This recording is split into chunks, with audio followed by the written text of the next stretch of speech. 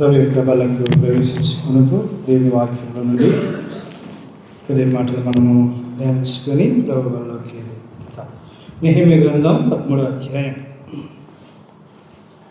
నెహెమీయా గ్రంథం 13వ అధ్యాయం చివరి వచనం అనగా 31వ వచనమును మనము కలిసి ధ్యానించుకుందాం. నెహెమీయా గ్రంథం 13వ అధ్యాయం 31వ వచనమును అందరము కలిసి ధ్యానించుకుందాం. నెహెమీయా గ్రంథం 13వ అధ్యాయం 31వ వచనం, పేజీ నెంబర్ 413 పాత నిబంధన గ్రంథంలో. మరియు కావలసిన వచ్చినప్పుడల్లా కట్టెలను అర్పణములను రథమ ఫలములను తీసుకుని వచ్చినట్లుగా నేను నియమించి నా దేవా మేలుకై నన్ను జ్ఞాపకం ఉంచుకున్నాము. దేవుడు చదివిన వాక్య భాగాన్ని దీవించి ఆశీర్వదించి ఇక ప్రభు బల కొరకై ప్రభు మనం వెనుకడి మాటలను దీవించునుగాక. మేలుకై నా దేవా మేలుకై నన్ను మర్చిపోము. అవునా? మేలుకై నన్ను ఏం చేయము? జ్ఞాపకం ఉంచుకోనుము. కనుక నెహెమ్యా భక్తుడు నెహెమ్యా రాస్తుంటున్నాడు, మేలుకై నేను ఏం చేయము? జ్ఞాపకం ఉంచుకోనుము. అంటే దేవుడు మర్చిపోతాడా? ప్రశ్న ఏంటంటే, మన దేవుడు మర్చిపోయే దేవుడా, లేకుంటే మన దేవునికి మతిమరుపు ఉందా? మతిమరుపు ఉందా అండి? మరి దేవునికి మతిమరుపు లేనప్పుడు భక్తుడు ఏమంటున్నాడు అంటే, దేవుడు మర్చిపోయాడు నెహెమ్యాని? దేవుడు నెహెమ్యాని మర్చిపోయాడా? మర్చిపోలేదు. మళ్ళీ నెహెమ్యా అంటున్నాడు, ఏంటున్నాడంటే అది 5వ అధ్యాయంలో కూడా మనం చదువుతూ వచ్చినప్పుడు నెహెమ్యా గ్రంథం 5వ అధ్యాయం 19వ వచనం, 5వ అధ్యాయం నెహెమ్యా గ్రంథం నా దేవా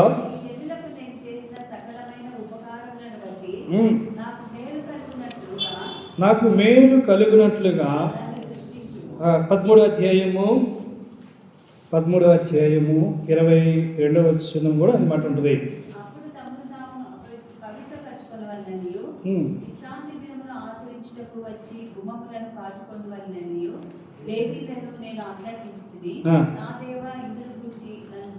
నన్ను జ్ఞాపకం ఉంచుకొని బైబిల్కి వచ్చిన మాట ఏంటంటే, దేవా నన్ను ఏం చేయము?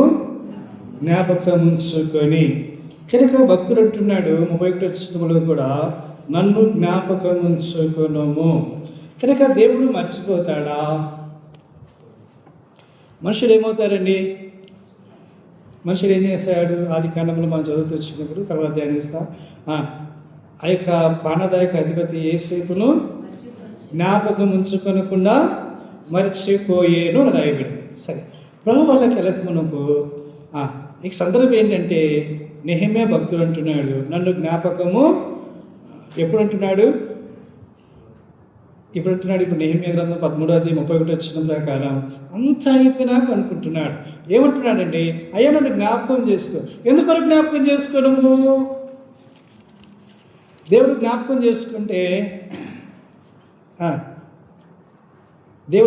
చేసుకుంటే ఎవరైనా దేవుడిని సరే నిలబడగలమా? మనం చేసిన మేలు కంటే, అర్థమవుతుందండి, మనం చేసిన మేలు కంటే, మనం జీవించిన ఆత్మీయ జీవితం కంటే, మనం ఉంటున్న మరి పరిశుద్ధత కంటే, దేవుడు పిలిచినట్లుగా తగినట్లుగా నడుచుకున్న దానికంటే మన జీవితంలో ఎక్కువ ఏం కనబడుతుందంటే, దేవునికి అవిధేయత కనబడుతూ వస్తుంది. అంతేనా కాదండి?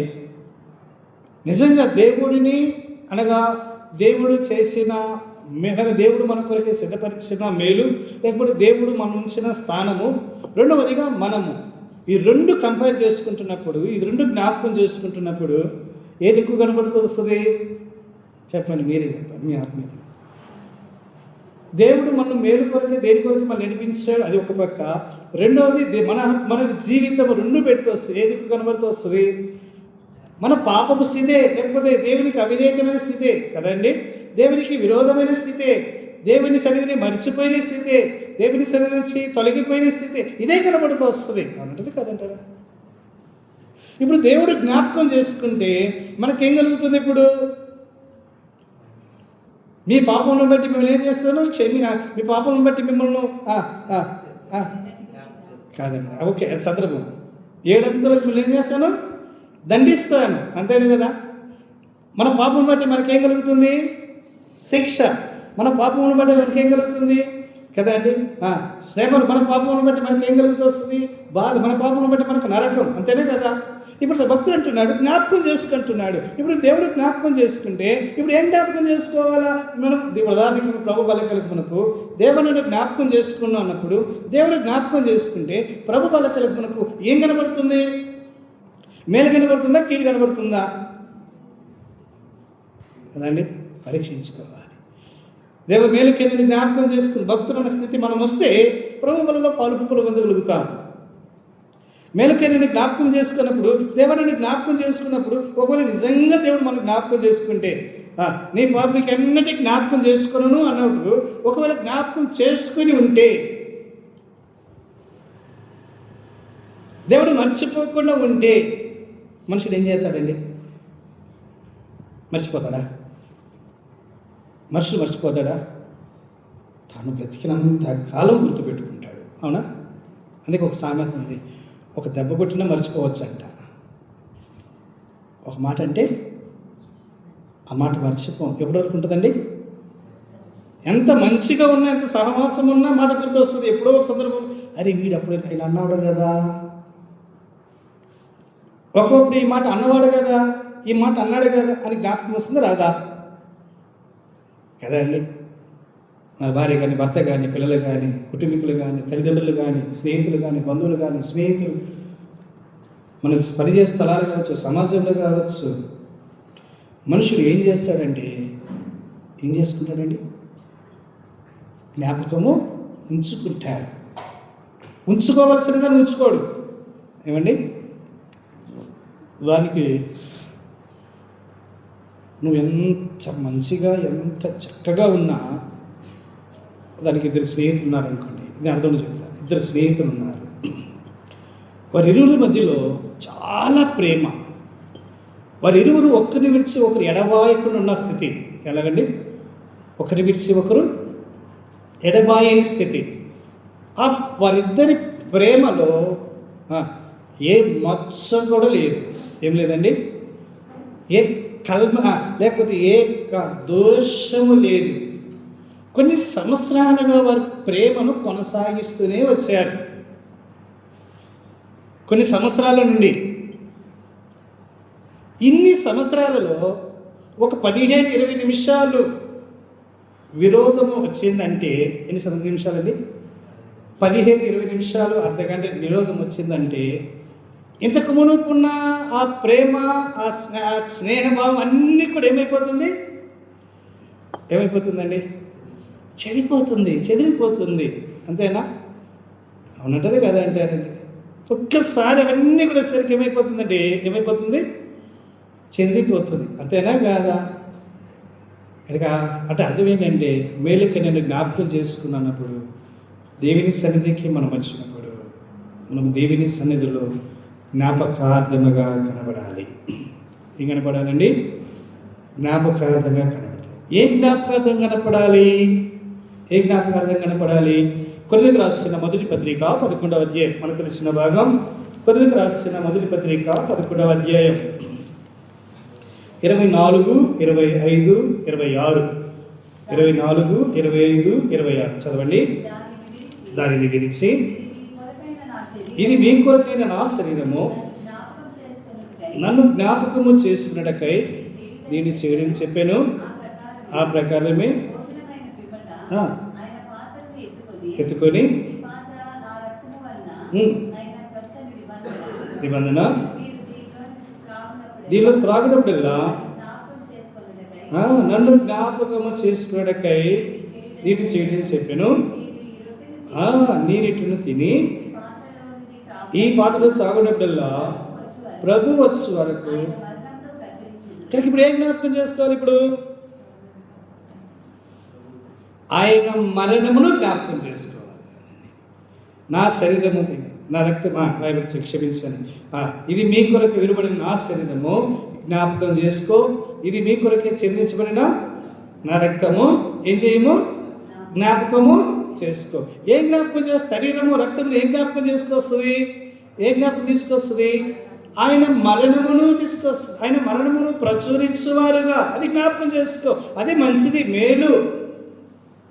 లోకంలో ఎన్ని జ్ఞాపకం చేసుకుంటూ వచ్చినా, ఎన్ని గుర్తు పెట్టుకుంటూ వచ్చినా, ఎన్ని తలపోసుకుని వచ్చినా, వాటికంటే శ్రేష్టమైంది యేసు ప్రభు మరణమును జ్ఞాపకము చేసుకొనుట.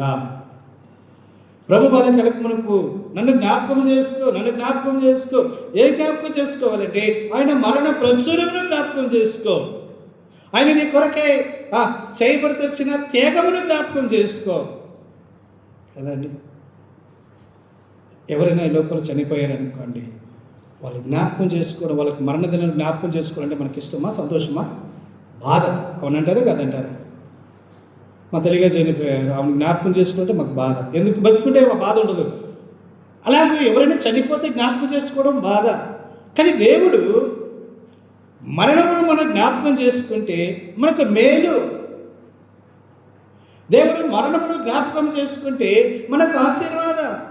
దేవుడి మరణమును జ్ఞాపకం చేసుకుంటే మన జీవితంలో నెమ్మది. దేవుడి మరణమును జ్ఞాపకం చేసుకుంటే మన ఆత్మీయ జీవితంలో ముందుకెళ్తా. దేవుడి మరణమును జ్ఞాపకం చేసుకుంటే మన ఆత్మీయ జీవితంలో అత్యున్నత స్థలంలో ఎదుగుతూ వస్తా. దేవుడి మరణమును జ్ఞాపకం చేసుకుంటే అంత్యదినమున ప్రభుతో కూడా ఉండగలిగే స్థితికి వస్తుంది. కనుక నీవు నేను ప్రభు వల్ల కలిగినప్పుడు, ప్రభు నన్ను జ్ఞాపకం చేసుకో. నీ ప్రభు దగ్గరికి వస్తుంటున్నా, నీ మన దగ్గరికి వస్తుంటున్నా, నిన్ను జ్ఞాపకం చేసుకుని నిన్ను మర్చిపోలేదు ప్రభు. అందుకే భక్తుడు అంటూ వచ్చాడు, లెక్కలేని మరలను ఏం చేశారంట, మరిచిపోలేదు, జ్ఞాపకం చేసుకోలేదు, తిరుగుబెట్టు చేస్తూ వచ్చారు. కనుక ప్రభు వాళ్ళ కలుపుకున్నప్పుడు ఆయన్ని ఏం చేయాలంటే ఆయన జ్ఞాపకము చేసుకోవాలి. రెండో భాగాల్లో చదువుదాం. మొదటి భాగం, ఆయన యొక్క మరణంలో ఏది జ్ఞాపకం వస్తుంది, ఆయన మరణంలో ఏమి జ్ఞాపకం వస్తుంది. రండి, రోమిలకు రాసిన పత్రిక 6వ అధ్యాయం, రోమిలకు రాసిన పత్రిక 6వ అధ్యాయం 3-4 వచనాలు. రోమిలకు రాసిన పత్రిక 6వ అధ్యాయం 3వ వచనం 4వ వచనం.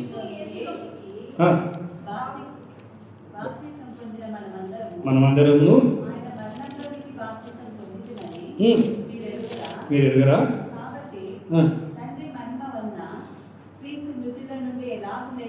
ఎలాగూ లేకపోవడమే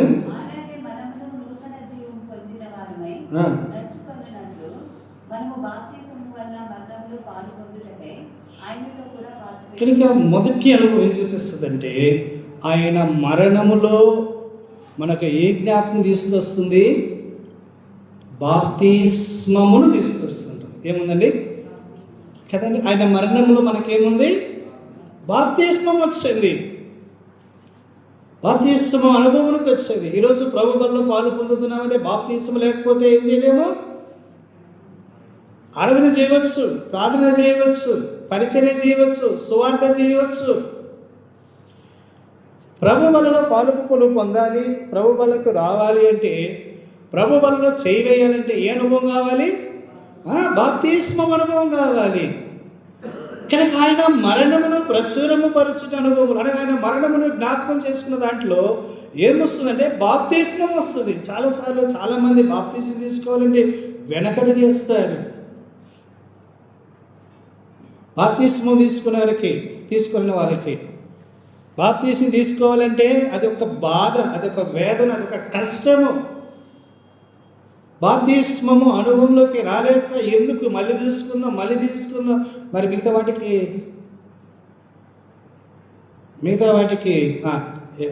ఏమంటారు దాన్ని మామూలుగా దాన్ని పోస్ట్ పోన్ చేయలే కదండి. మిగతా వాటికి పోస్ట్ పోన్ చేస్తా, తర్వాత చూద్దాం అంటావా? ఆకలి వేసింది, అన్నం తినాలా, ఇంట్లో అన్నం ఉంది, ఇప్పుడు వద్దులే మళ్ళీ తింటాను అంటావా? చెప్పండి. వెంటనే పోయి తింటాం, ఆకలేసి వెంటనే పోయి తింటాం. బాప్తిస్మం వచ్చేసరికి సాకులు చెప్తాం. అక్కడ సరిగ్గా కూర్చున్న నీవు ఇంకా బాప్తిస్మంలోకి రాకపోతే ఆయన మరణమును ప్రచురించలేవు. ఆయన మరణం ప్రచురించకపోతే దేవుడి దృష్టిలో జ్ఞాపకం లేవు. దేవుడి దృష్టిలో జ్ఞాపకం లేకపోతే నీ స్థితి అధ్వానము, అగ్నిహారత పురుగు సాగదు. ఇక ఆయన మరణంలో జ్ఞాపకం ఏమొస్తుందంటే బాప్తిస్మం అనమాట. బాప్తిస్మం అంటే ఏంటంటే తిరిగి జన్మించబడుట. సందర్భోచితంగా గారు చెప్తుంటున్నా, బాప్తిస్మం అంటే తిరిగి జన్మించబడుట. జన్మించబడిన తర్వాత తిరిగి ఎక్కడికి పోకూడదు చెప్పండి? తిరిగి వెళ్ళిపోకూడదు. కుక్క తన మాంతికి తిన్నట్లుగా, పంది తిరిగి బురదలో పొరినట్టుగా వెళ్ళకూడదు. ఒక బాప్తిస్మం పొందిన నీవు ప్రభు బల కలకమునకు జ్ఞాపకం చేసుకో, ఆయన మరణంలో జ్ఞాపకం చేసుకొని ఇంకా నీవు తిరిగి పాపంలోకి వెళ్ళిపోయావా? నీ మనస్సు ఇంకా మారలేదా? నీ బ్రతుకు ఇంకా నీ స్థితి ఇంకా మారలేదా? పైకి మాత్రం బాప్తిస్మం తిరిగి లోకంలోకి వెళ్ళిపోతున్నా. ప్రభు యొక్క సన్నిధిలో బాప్తిస్మం పొందుకోలేకపోతున్నావు. ఒకవేళ పొందుకొని నువ్వు లోకంలోకి వెళ్ళిపోయినా ఆయన మరణంలో జ్ఞాపకం చేసుకోవాలి, కానీ మర్చిపోయావు.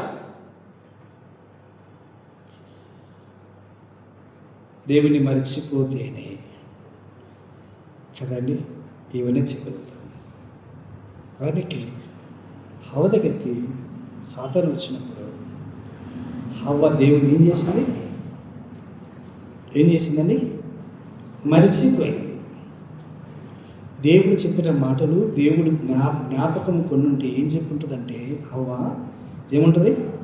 నువ్వెవరో నాకు తెలియదు, నిన్నెప్పుడు నేను చూడలేదు, నీతో నాకు ఏ సంబంధము లేదు, నీవు నాకు సంబంధించిన వాడవు కావు, నావాడు వేరే వాడు ఉన్నాడు, ఆయన నా దగ్గరికి వస్తున్నాడు, నాకు ముచ్చటిస్తున్నాడు, నాకు సహవాసం చేస్తుంటున్నాడు, నేను ఆయన దగ్గరే ఉందని చెప్పుంటుంది. అంటే ప్రభు చేసిన మేము ఏం చేసింది ఇప్పుడు ఆమె? అదవుతుందా? మరిచిపోయినామంతే. మరిచిపోయిన అనుభవంలోకి వచ్చేసామంటే నష్టపోతాను. ఎందుకు చెప్తున్నాను? బాప్తిస్మం పొందిన నీ విషయంలో అది ఎప్పుడు జ్ఞాపకం రావాలి. నేను తిరిగి జన్మించబడ్డాను, నా ప్రభు నాకున్నాడు, నా యేసు ప్రభు మరణమును నేను పొందుకున్నాను. అవును కదా? బాప్తిస్మం అంటే ఏంటండి? నీళ్ళను ముంచబడి తీయటం, అంతేనా? అంటే అర్థం ఏంటి? నా పాపముల కొరకే నేను చనిపోయి క్రీస్తు కొరకే జీవించబడుతా. ఎలాగో యేసు ప్రభువారు మరణించాడు, సమాధి చేయబడ్డాడు, నేను అలాగే లేచాను. అంతేనా కదా అర్థం? అంతేనా కదా అర్థం అండి? అలాగే నేను కూడా యేసు ప్రభువాలే మరణించాను, యేసు ప్రభు సమాధికి వెళ్ళినట్టుగా నేను సమాధికి వెళ్ళాను, యేసు ప్రభు తిరిగి లేచినట్టుగా నేను తిరిగి లేచాను. యేసు ప్రభు ఎలా సజీవుడిగా ఉంటున్నాను, ఈరోజు నేను సజీవుడిగా ఉంటున్నాను. ఇదండి సాక్ష్యం. ప్రభు బాలకలకు మనకు ఈ అనుభవం వల్ల ఉందా? యేసు మారడు, యేసు మారడు, విశ్వమంత మారినను మాట తప్పడు. యేసు మారడు, యేసు మారడు, విశ్వమంత మారినను మాట తప్పడు. యేసు ప్రభు మారలా. తిరిగి లేచిన తర్వాత, తిరిగి పునరుత్థానం వెళ్ళిన తర్వాత ఆ దినం వరకు నుండి నేటి దినం వరకు యేసు ప్రభు మారినప్పుడు ఒక విశ్వాసిగా ఆయన మరణమును ప్రచురపరుచుకుని జ్ఞాపకం చేసుకున్న మన జీవితాల్లో ఎన్నిసార్లు అని మర్చిపోయాము కదండి? అవునంటారా కదంటారా? అంటే ప్రభు బలకలకు జ్ఞాపకం చేసుకో, ప్రభువా నన్ను జ్ఞాపకం చేసుకో. నిజమే, నా జీవితంలో నీ మరణ పునరుద్ధానం మర్చిపోయానయ్యా, బాప్తిస్మం అనుభవం మర్చిపోయానయ్యా, బాప్తిస్మం పొందుకున్నదాన్ని మర్చిపోయానయ్యా, నన్ను క్షమించు, నిన్ను జ్ఞాపకం చేసుకుని సిద్ధపరచు. నువ్వు తిరిగి లేచినావు, నన్ను కూడా లేపావు, నీవు నన్ను కూడా ఏం చేస్తూ వచ్చావు? లేపుతూ వచ్చావు. అందుని బట్టి నన్ను కూడా సిద్ధపరచు. ఇది ఆయన మరణంలో జ్ఞాపకం చేసుకోవాల్సింది. రెండవదిగా కొరింథీయులకు రాసిన మొదటి పత్రిక 15వ అధ్యాయం 3వ వచనం 4వ వచనం. నాకు ఇవ్వబడిన ఉపదేశమును మీకు అప్పగించింది, క్రీస్తు మన పాపముల నిమిత్తము మృతి పొందెను, సమాధి చేయబడెను, లేఖనం ప్రకారము. కనుక ఇది ఏం చూపిస్తుందంటే యేసు ప్రభు మరణ పునరుద్ధానములో సువార్తను చూపిస్తుంది. ఏముందండి దీనిలో అని రాయబడుతూ వచ్చిన మాట ఏంటండి, నాయకుడుగా లేఖనం ప్రకారం క్రీస్తు మన పాపముల నుండి మృతి పొందేను, సమాధి చేయబడిను, లేఖనం ప్రకారము 3వ దినమున లేపబడిను. కనుక ఎవరికైనా సువార్త చెప్పాలంటే ఏం చెప్తామండి? యేసు ప్రభువు మన పాపముల కొరకే చనిపోయి పాతి పెట్టబడి తిరిగి లేచాడు. నేను నమ్మినా, నువ్వు నమ్మితే నీకు రక్షణ కదండి. అనగా రెండవ యొక్క ఆయన మరణంలో జ్ఞాపకం చేసుకోవాలి ఏంటంటే సువర్తమానము. అనగా మంచి వర్తమానము. అలాగే అపోస్తలుడు, అయ్యో నీ సువార్త ప్రకటించుకోవడం నాకు శ్రమ. సువార్త ప్రకటించుకోవని పాదములు పర్వతముల మీద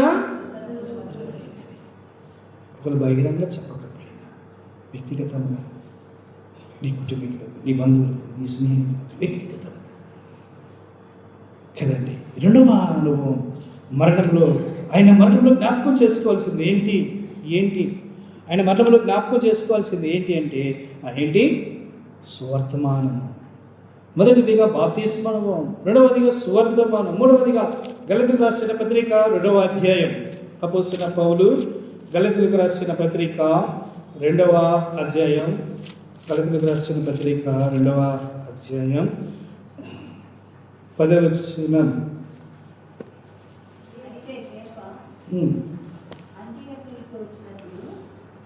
2వ అధ్యాయం 10వ వచనం కాదు, ఒక నిమిషం 20వ వచనం చదవండి, క్షమించండి. నేను క్రీస్తుతో కూడా నేను కాను,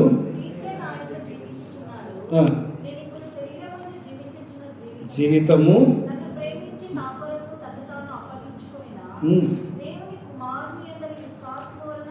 కానీ నేను మరణంలో జ్ఞాపకం చేసుకోవాల్సింది ఏంటి అంటే నన్ను ప్రేమించి నా కొరకు తను అప్పగించుకుని దేవుని కుమారుని విశ్వాసముల జీవితం, విశ్వాస సంబంధమైన జీవితం. ఆయన మరణంలో జ్ఞాపకం చేసుకోవాల్సింది ఏంటి? విశ్వాస సంబంధమైన జీవితం. కనుక అని రాయబడితే వచ్చింది, నేను క్రీస్తుతో కూడా సిలువేయబడి జీవించబడను, ఆయన మరణంతో కూడా సిలువేయబడి నేను కాదు, క్రీస్తే నాయన జీవించుచున్నాడు. నేను ఇప్పుడు శరీరం అందు జీవించుచున్న జీవితం ఏమనండి ఇప్పుడు శరీరమందు జీవించుచున్న జీవితము నన్ను ప్రేమించి నా కొరకు తను అప్పగించుకుని దేవుని కుమారుని వలన ఇదండి. మూడవ అనుభవం ఏంటంటే యేసుక్రీస్తు కుమారునిగా ఇప్పుడున్న శరీరముతో ఇప్పుడున్న శరీరముతో యేసుక్రీస్తు నందలి విశ్వాసమున ఆయన మరణంలో జ్ఞాపకం చేసుకోవాల్సింది. మూడవది ఏంటంటే మన ఇప్పుడున్న శరీరముతో ఆయన కొరకై జీవించగలిగిన జీవితం ఎప్పుడు వస్తుంది? క్రీస్తుతో కూడా మనం ఏమైపోయిందండి? సిలువ వేయబడాలి కదండి. రాయబడితే వచ్చింది, నేను క్రీస్తుతో కూడా ఏమై ఉన్నానని సిలువ వేయబడ్డాము. సామాన్యమైన విషయమా? సిలువ వేయబడము సామాన్యమైన విషయమా? కాదు కదా. అది శ్రమలతో కూడింది, వేదనలతో కూడింది కదండి, కన్నీటితో కూడినది, రక్తము చిందించబడేది, కాలు చేతుల్లో చీలలు పట్టబడేది, తల్లో ముళ్ళకీట పెట్టబడేది, దేహమంతా చాలగా దునబడేది, ఆకాశం భూమికి మధ్యలో వేలాడబడేది. అంటారు కాదంటారా? కనీసం చుక్క నీళ్లు కూడా దొరకని పరిస్థితి. అంటే ఇవన్నీ ఒక్క మాట చెప్పాలంటే శ్రమలతో కూడినది. ఈ జీవితం ఎలాంటిదండి? ఇప్పుడు శరీరము ఏమవ్వాలి అంటే సిలువ వేయబడాలి, శ్రమపరచబడాలి. ఈ శరీరం ఏమవ్వాలంటే శ్రమలకు నిలబడిన స్థితి కావాలి. అప్పుడే నా జీవితము ప్రభుకి పోయినది, అప్పుడే నా జీవితం ప్రభుకి ఇష్టమైంది కదండి. బంగారం ఉంది కదండి, ఎంత మెరే పెడితే అంత డార్క్ అవుతుంది కదా. బంగారుని ఎంత మెరుగు పెడితే, ఎంత కరిగిస్తే అంత డార్క్గా నల్లగా తయారవుతుంది నాలాగా. అవునా? ఎట్లుంటుందండి? మెరుస్తుంది. నువ్వు ఎంత కరగబెడతావో అంత మెరుస్తుంది. ఇప్పుడున్న జీవితము, మన బ్రతుకు, మన జీవితం, మన శరీరము ప్రభు కొరకు సిలువ వేడితే ఒక దినమున అది వెలిగించబడిన జీవితం, అది జ్ఞాపకం, అది మేలు. ఇక మొట్టమొదటిగా చూస్తూ వచ్చాం, ఆయన మరణంలో జ్ఞాపకం చేసుకోవాల్సింది ఏంటి అంటే బాప్తిస్మ అనుభవం. రెండవది ఆయన మరణంలో జ్ఞాపకం చేసుకోవాల్సింది ఏంటి అంటే సువార్త అనుభవం. నాలుగవది మరణంలో జ్ఞాపకం చేసుకోవాల్సింది ఏంటంటే విశ్వాస సంబంధమైన శ్రమలతో కూడిన అనుభవం. ఐదవదిగా ఆయన మరణంలో జ్ఞాపకం చేసుకోవాల్సింది ప్రకటన గ్రంథం 5వ అధ్యాయం. ప్రకటన గ్రంథం 5వ అధ్యాయం 9వ వచనం 10వ వచనం. ఆ పెద్దలలో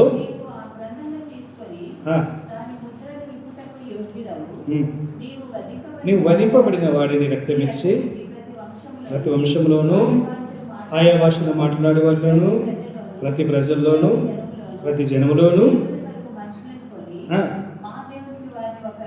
రాజ్యముగాను యాజకులుగాను చేసితివి కనుక వాళ్ళు భూలోకమందు ఏలుదురని క్రొత్త పాట పాడదు. కనుక ఇప్పుడు ఆయనకు మరణమును జ్ఞాపకం చేసుకోలేదండి, ఆయన క్రొత్త పాట ఆయన ఆరాధించేను, స్తుతించేను, గణపరిచేను. ఆయన మరణంలో జ్ఞాపకం చేసుకోవాల్సింది క్రొత్త పాట. ఏం పాట అండి? క్రొత్త పాట నా యేసు ఇచ్చెను, నా నోటన్ క్రొత్త పాట నా యేసు ఇచ్చెను. కనుక మన నోట దేవుడు ఏమిచ్చాడు? క్రొత్త పాట, క్రొత్తదిగా పాడాలి. ఏం పాడాలండి? క్రొత్తది కదండి. ప్రతి మనుషుడు ఏం కోరుకుంటాడు? క్రొత్తదనం కోరుకుంటాడు కదా. ఎవరైనా మాట్లాడారు అనుకోండి, ఏమంటారు చెప్పండి? ఎప్పుడు మాట్లాడేది క్రొత్తది మాట్లాడాలి అంటారు. ఒకళ్ళు ప్రసంగికుడు ఉన్నాడు అనుకోండి, ప్రసంగం నిలబడి ఎప్పుడు చెప్పినాడు అనుకో, ఏముంటుంది? ఆయన ఏందయ్యా ఎప్పుడు చెప్పింది క్రొత్తది చెప్పింది ఎప్పుడే లేదు. అవునంటారా కాదంటారా? ఇంకా అర్థంలో చెప్తా. రోజు అమ్మ వండిన వంట తిని ఏం చెప్తామండి?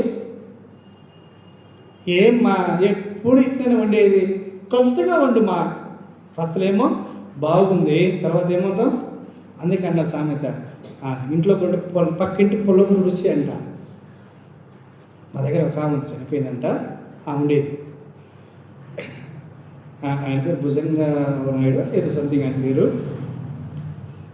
ఆమె ఏం చేసిందంటే ఎప్పుడు భార్య తిట్టేవాడంట. ఆయన ఏం చెప్పాడంట? ఎప్పుడు భార్య తిట్టేవాడంట. ఏం చేస్తున్నావే కూర బాగలేదు తిరుగుతుంటే, సరే ఆమె ఏం చేసింది, ఒకరోజు చిక్కుడుకాయల కూర చేసిందంట. ఏం చేసింది? గోచిక్కుడుకాయలు కదా, అది చేసింది. కూరలో ఒక గిన్నెలో కూర పోసుకొని, ఆమె తెలీదు గిన్నెలో కూర పోసుకున్నది. పక్కింటికి వెళ్ళి ఏం తీసుకొస్తాను? కూర తీసుకొస్తాను చెప్పి పక్కింటికి వెళ్ళి ఆమె కూర తీసుకొచ్చేసిందంట. ఆయన తిని ఎంత బాగుంది, ఇలా చేయలేదు కూర అన్నమాట. ఎట్టుందంట? ఆమె చేసిన కూర ఆమెకి ఇస్తామందంట. సరే నేనే చేసింది. అంటే ప్రతి మనుష్యుడు ఏం కోరుకుంటాడంటే చెప్పండి, లైఫ్లో ఏం కోరుకుంటారు? కృతజ్ఞత కోరుకుంటారు. ఎస్, న్యూ విశ్వాస అనుభవంలో తిరిగి జన్మించిన అనుభవం కృతజ్ఞత కావాలి. ఎప్పుడండి? దినదినము ప్రతిదినము కృతజ్ఞత కావాలి. ప్రతిదినము క్రొత్త బ్రతుకు కావాలి. ప్రతిదినము క్రొత్త జీవితం కావాలి. ప్రతిదినము క్రొత్తది. అదే నీ మేలు కొరకు జ్ఞాపకం చేసుకోవాలి కదండి. క్రొత్తదనం కోరుకోవాలి. మీరు అలాంటి వాళ్ళు కాదు, కానీ అక్కోళ్ళు అలాంటి వాళ్ళు కాదు. నేను చాలామంది చూసా, తెలుసు. కొత్త షేర్లు బీరువాలు ఉంటాయి, ఒక్కసారి కట్టుంటారు. ఎన్నిసార్లు కట్టుంటారండి?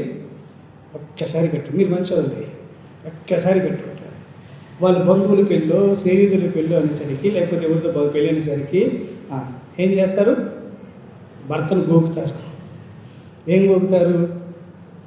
పెళ్ళి, పలా డ్రెస్ కావాలి, కొత్త డ్రెస్ కావాలి. కొత్త భర్త అంటాడు, మా ఇంట్లో అది ఉంది కదా, అది వద్దు, పలా కట్టుకున్నా. అది ఎప్పుడు కట్టుకున్నా? అది మనకు అది వద్దు, ఇంకోటి కావాలి, క్రొత్తది కావాలా, క్రొత్తది గోకి గోకి గోకి. కొన్ని ఇంట్లో అయితే యుద్ధాలే జరుగుతాయి. ఏం జరుగుతాయండి? కొన్ని ఇంట్లో జరుగుతాయి, యుద్ధాలే జరుగుతాయి. అవునంటే లేదా? ప్రతి మనుష్యుడు, ప్రతి వ్యక్తి, ప్రతి సహోదరుడు సహోదరి ఏం కోరుకుంటారంటే, ఏం కోరుకుంటారండి? క్రొత్తదనం కోరుకుంటారు. ఎస్, నీ విశ్వాస జీవితంలో నీవు కూడా ప్రతిదినము తిరిగి జన్మించడము, క్రొత్తదనం కనపడాలి. అది మేలుకై జ్ఞాపకం చేసుకోవడము. భూ సంబంధము క్రొత్తదనం ఏ తీసుకున్నా క్రొత్తదనం పాతపడుతుంది లేదా? భూ సంబంధం అనేది ఏది కూడా పాతపడుతుంది. ఆత్మ సంబంధం అనేది, పరలోక సంబంధం అనేది, ఆత్మీయ జీవితం ఎప్పుడు కూడా పాతపడదు. ప్రతి దినము క్రొత్తవాడుగా ఉండాలి. బోధించే నేనైనా కూర్చుని దేవుని మందిరంలో దేవుని సన్నిధిలో కూర్చున్నాం. పోయిన ఆదివారం కంటే ఈ ఆదివారం కృతజ్ఞత ఉందా? సోమవారం కంటే ఈ దినం కృతజ్ఞత ఉందా? నేను వారం అంతా జ్ఞాపకం చేసుకుంటే నేను శనివారం కంటే ఈరోజు కృతజ్ఞత ఉందా? ఉదయం కంటే ఇప్పుడు కృతజ్ఞత ఉందా? వాళ్ళు భూలోకముడు క్రొత్త పాట పాడతారు. నన్ను జ్ఞాపకం చేసుకో ప్రభా, ప్రతి దినము నేను క్రొత్తవాడుగా ఉండాలి. నూతనమైన వాడు, క్రొత్తదనముగా, క్రొత్తది లేకపోతే పాతది. పాత జీవితం, పాత బతుకులు ఏముందంటే, నేను నా రాజు గ్రంథంలో చదువుతూ వచ్చినప్పుడు ఎలీషా దినాలలో అక్కడ నీళ్లున్నాయి కానీ ఎందుకు పనికిరాదు. అప్పుడు ఎలీషా ఏం చేశాడంటే, ఉప్పు తెచ్చి, ఒక పాత్రలో ఉప్పు తెచ్చి దాంట్లో వేసి, ఇక మీదట ఎప్పటికి కూడా ఇది ఏమవుతుందండి? పాతది రాదు, క్రొత్తదనం ఉంటుంది. జీవితకాలం అంతా క్రొత్తదనం ఉంటుంది. ప్రియసదా సోదరి, ప్రభు యొక్క బలకలకు మనకు మొదటి అనుభవం నన్ను జ్ఞాపకం చేసుకో. 4 అనుభవాలు చూస్తూ వచ్చాను. ఏం వెళ్ళి జ్ఞాపకం చేసుకోవాలా? ఆయన మరణమును మనం ఏం చేయాలా? జ్ఞాపకం చేసుకోవాలి. ఆయన మరణమును ప్రచురించటమే జ్ఞాపకం చేసుకోవాలా? ఏం ప్రచురించాలా? ఆయన మరణమును జ్ఞాపకం చేసుకుని ఏం ప్రచురించాలా? మొట్టమొదటిగా బాప్తిస్మం అనుభవము. కూర్చొని నీ ఇంకా తీర్మానం చేసుకో. రెండవదిగా సువార్త అనుభవము. ఇంకా సువార్త చెప్పకపోతే ఏదైనా తీర్మానం చేసుకో. సువార్త చెప్పాలని తీర్మానం చేసుకో. మూడవదిగా శ్రమలతో కూడిన మామూలు విశ్వాసం కాదు. అది ఆయన చెప్పాడు, సేవకుడు ఇలా చెప్పాడు. ఏం చెప్పాడంటే, మనం సువార్తకి వెళ్తే ఏం చెప్తామండి? ఏం చెప్తాం సువార్తకి వెళ్తే?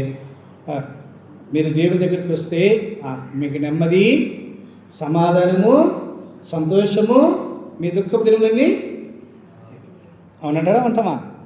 యేసు ప్రభు మీ జీవితంలో నెమ్మదిస్తాడు అంటాం. అదే విశ్వాసి రక్షించబడి దేవుని మందిరానికి వచ్చినాక బాప్తిజం తీసుకున్నప్పుడు ఏం చెప్తాం? బాప్తిజం తీసుకున్నప్పుడు ఏం చెప్తాం? ఇప్పుడు సువార్తకి వెళ్ళి మనం సువార్త ప్రకటించినప్పుడు దేవుడు మిమ్మల్ని క్షమిస్తాడు, కడుగుతాడు, నెమ్మదిస్తాడు, సమాధానిస్తాడు. నీ కుటుంబంలో నెమ్మది లేదా? యేసు ప్రభు దగ్గర నెమ్మదిస్తాడు చెబుతాం. ఇప్పుడు అదే వ్యక్తి రక్షించబడి దేవుని మందిరానికి వచ్చి బాప్తిజం సిద్ధపడిన తర్వాత ఏం చెప్తాం? ఓకే, అవన్నీ చెప్తాం. ఏం చెప్తామంటే, శ్రమలు వస్తాయి, బాధలు వస్తాయి, కష్టాలు వస్తాయి, ప్రభు కొరకు నిలబడగలవా అంటాం. అర్థమవుతుందన్నమాట. అప్పుడేమో నెమ్మదిస్తానన్నాడు, ఇప్పుడేమంటాం? శ్రమలు వస్తాయి, బాధలు వస్తాయి. ఎస్, నువ్వు ప్రభు దగ్గరికి వచ్చావంటే నీ జీవితంలో ఎన్ని శ్రమలున్నా నెమ్మదిస్తాడు దేవుడు. సరే ఇవ్వడా? అందుకే అపోస్తలుడైన పౌలు అన్నాడు, నా కృప నీకు అంటే. అపోస్తలుడైన పౌలు కృప చాలు ఉన్నప్పుడు అపోస్తలుడైన పౌలు ఏముంది? పోరాటం ఉంది. ఈ పోరాటము, అపోస్తలుడైన పౌలు ఉన్న పోరాటము తన ఆత్మీయ జీవితంలో కాదు. ఆత్మీయ జీవితంలో దేవుని కృపను పొందుకున్నాడు. నీ ఆత్మీయ జీవితం ఎన్ని పోరాటాలున్నా, ఆత్మీయ జీవితంలో ఎన్ని వ్యతిరేక స్వభావాలున్నా, ఆత్మీయ జీవితంలో ఎంత గందరగోళం జీవితంలో ఎంత గందరగోళం ఉంటూ వచ్చినా, ఎన్ని పోరాటంలో వచ్చినా దేవుని కృప అనేది మనకు పుట్టే చాలు. ఎన్ని పరిస్థితుల్లో కూడా మనం ఏం చెబుతామండి? ముందుకు వెళ్ళిపోగలుగుతాం. అంతేనా? ఉదాహరణ చెప్తా. యేసు ప్రభువారు నీళ్ళ మీద నడిచినప్పుడు ఏ మనిషి కూడా నీళ్ళ మీద నడుస్తాడా? యేసు ప్రభు నీళ్ళ మీద ఉన్నప్పుడు పేతురు యేసు ప్రభుని చూసి, యేసు ప్రభువా నేను నడుస్తాను అన్నప్పుడు యేసు ప్రభు చూసినంత వరకు ఏమైపోయినాడు? నడుచుకుంటూ వెళ్ళిపోయినాడు. అంతే అండి ఆత్మీయ జీవితము. నీ విశ్వాసంలో ప్రభు కొరకే నీవు జీవించడానికి ఎప్పుడు తీర్మానం చేసుకుంటావో, ఎన్ని పరిస్థితులు, ఎన్ని ఆటంకాలు, ఎన్ని కలవరమైన పరిస్థితులు ఉంటూ వచ్చినా వాటన్నిటిలో దేవుడు మనం ఏం చేస్తాడండి? నడిపించేస్తాడండి. మనం అనుకుంటాం, అమ్మో శ్రమలా, సిలువనా, అమ్మో. నువ్వు ఒకసారి సిలువ దగ్గరికి వచ్చి చూడు, సిలువ అనుభవానికి వచ్చి చూడు, సిలువ జీవితంలోకి వచ్చి చూడు, సిలువ ధరించుకోవడానికి సిద్ధపడి చూడు. నీ విశ్వాస జీవితంలో ఎంత దూరమని వెళ్ళిపోగలుగుతావు. ఎప్పుడు విశ్వాస జీవితంలో ఈ విశ్వాస శ్రమలతో కూడిన విశ్వాస అనుభవంలోకి వస్తావు, 5వదిగా పాడగలుగుతావు. ఏం పాడగలుగుతావు అంటే క్రొత్త పాట పాడగలుగుతావు.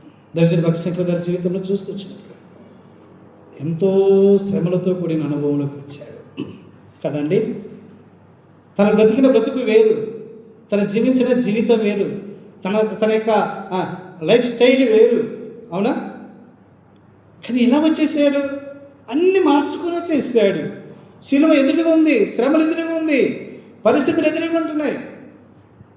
వాటన్నిటిని చూసి వెనుకడకుండా, ప్రభువా నీ కృప నాకు చాలు, నీ శిలువను ధరించుకుని నేలతల్లి వచ్చాడు. అప్పుడు అన్నాడు, ప్రభు సేవలో నీ శ్రమలు కఠిన దుఃఖ బాధలు, ప్రభు సేవలో నీ శ్రమలు కఠిన దుఃఖ బాధలు బహుమానములుగా మారి కాంతి కిరీటము. ఇప్పుడు చెప్పగలుగుతాం క్రొత్త పాట. ఈ శ్రమలన్నీ ఎలా వచ్చిందంటే బహుమానములుగా మారింది. నా జీవితంలో ఏమొచ్చిందండి? కాంతి కిరీటముగా నాకు కిరీటముగా మార్చబడింది. కనుక ఈ అనుభవం, ఈ స్థితి నీవు నేను పొందుకోవాలి. ఇలాంటి అనుభవంలోకి నీవు నేను రావాలి. ఇలాంటి అనుభవంలోకి రావడానికి దేవుడు నిన్ను సిద్ధపరుస్తున్నాడు. ఇలాంటి అనుభవంలోకి నీవు నేను రావాలి. ఈ అనుభవంలోకి రావాలి. మొట్టమొదటి దైవ మేలుకై నన్ను జ్ఞాపకము ఏ జ్ఞాపకం చేసుకోవాలా? ఆయన శరీరమును రక్తమును జ్ఞాపకం. దాంట్లో ఏ జ్ఞాపకం చేసుకోవాలా? ఆయన మరణమును ప్రచురించి, ఆయన మరణమును జ్ఞాపకం చేసుకున్న వరం ప్రచురించి అనుభవంలోకి రావాలి. ఆయన జ్ఞాపకం, మరణములో ఏ జ్ఞాపకం చేసుకోవాలి? 4వ చూస్తూ వచ్చాం. మొట్టమొదటిగా బాప్తిస్మము, తిరిగి జన్మించబడిన నీవు. 2వదిగా సువార్తను ప్రకటించబడిన నీవు. 3వదిగా శ్రమలతో కూడిన విశ్వాసం ఉంటున్న నీవు. 4వదిగా క్రొత్త పాట పాడేవారు. ఈ అనుభవంలో ప్రభు దగ్గరికి మనం వచ్చాము. ప్రభు సిద్ధము. మీ 4 అనుభవాలు చూస్తూ వచ్చాము. సమయంలో ప్రభు చెప్పినది ఎప్పుడైనా ధ్యానిస్తారు. కనుక 4 అనుభవాలు ప్రతిదినము తన శిలువను ఎత్తుకొని మనం ఏం చేయాలా? వెంబడించి కొలసిన 303 కనుక చాలా ఉన్నాయి. కనుక ఈ 4 వచ్చారు, ఈ 4 గంటలు వచ్చారు. ప్రభువా నన్ను ఇలాంటి అనుభవంలో క్రొత్త పాట పాడేవారుగా నీ బలకులకి నేను సిద్ధపరచు. ఇలాగూ ప్రభుని అడుగుదాం, ప్రభు సన్నిధికి వద్దాం. అలాగూ ప్రభు సన్నిధిలో క్రొత్తదనముగా ఎలాగండి క్రొత్తదనం మార్చబడిన వరంగా ప్రభుల్లో పాల్పొందు. ప్రభు మనకు సహాయము చేయగాక. దేవుడితో మాటలను దీవించును గాక. ఆమేన్. 2 మోకరిద్దాం, ప్రార్థనకి వెళ్దాం. ప్రార్థనకి మనం జ్ఞాపకం చేసుకోవాల్సింది